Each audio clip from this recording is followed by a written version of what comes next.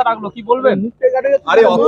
আমি প্রথমত আমি কৃতজ্ঞ আমার দলনেত্রী মমতাময়ী মা মমতা বন্দ্যোপাধ্যায়।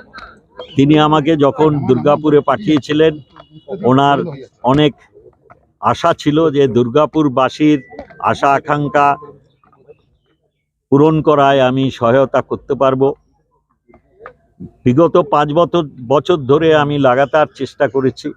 আমার দুর্গাপুরবাসীর অনেক ঘনিষ্ঠতা আমার অর্জন করার সৌভাগ্য হয়েছে। আমার নেত্রী, আমার দল, আমাদের দলের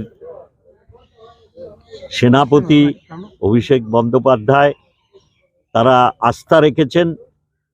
আমি আশা করব দুর্গাপুরের মা ভাই বোনেরা তারা যেভাবে 21-এ আমার উপরে আস্থা রেখেছিলেন, 5 বছর তাদের পাশে থাকার সুবাদে তাদের আস্থা অর্জন করতে আমি সক্ষম হয়েছি। আরও বেশিভাবে তাদের সমর্থন নিয়ে আমি তাদের প্রতিনিধিত্ব করার সুযোগ তারা দেবেন এবং দলের যে আশা ভরসা আমার উপরে, তাতে আমি সচেষ্ট থাকব যেভাবে গত 5 বছর চেষ্টা করেছি। আর এবারে বিশেষ করে আমি আরও আনন্দিত, কারণ আমাদের একজন অত্যন্ত প্রিয় ভাই শ্রী কবি দত্ত মহাশয় দুর্গাপুর পশ্চিমে দল তার উপরে আস্থা রেখে তাকে প্রার্থী করেছেন।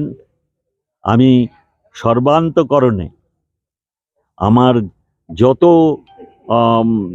আমার সহকর্মী আছেন এবং যারা দুর্গাপুরে আমাকে চিনেছেন, আমার ওপর এতটুকু ভরসা রেখেছেন, তাদের সকলকে আমি আন্তরিকভাবে অনুরোধ করব যে সুযোগ দিন, যাতে আমরা দুজনে মিলে সারা দুর্গাপুর তথা এই জেলার উন্নয়ন কল্পে আমরা কাজ করতে পারি।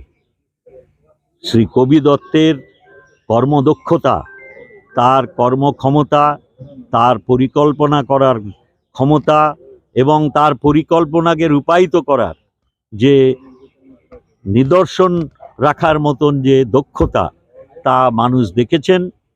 জবের থেকে এডিডি এর চেয়ারম্যান হিসেবে উনি দায়িত্ব নিয়েছেন, সারা জেলার পরিকাঠামোগত উন্নয়নে একটা বিরাট গতি এনে দিয়েছেন। সেই জন্যে আমার ধারণা, যদি আমরা সুযোগ পাই, আমরা নিশ্চিতভাবে দুর্গাপুর তথা এই জেলা সার্বিক উন্নয়নে আমরা একসঙ্গে একটা নতুন পরিস্থিতির সৃষ্টি করতে পারব। ইতিমধ্যেই বিরোধী দল প্রার্থী ঘোষণা করেছে আপনাদের কেন্দ্রে, দুটি কেন্দ্রে। কিভাবে নিচ্ছেন বিরোধী প্রার্থীদের? প্রার্থী দেখুন, গণতন্ত্রে কোনো প্রার্থীকে ছোট করে আমার মানসিকতা নেই আমার নিজের প্রাধান্য বিস্তার করার। আমার 5 বছর আমার পরিচয় পেয়েছেন আমাদের কবি দত্ত মহাশয়, যে আমার পশ্চিমের যিনি দুর্গাপুর পশ্চিমের যিনি প্রার্থী হয়েছেন, তাকেও মানুষ চেনেন, ভিন্ন রূপে চিনতেন। উদ্যোগপতি হিসেবে তিনি তার প্রশাসন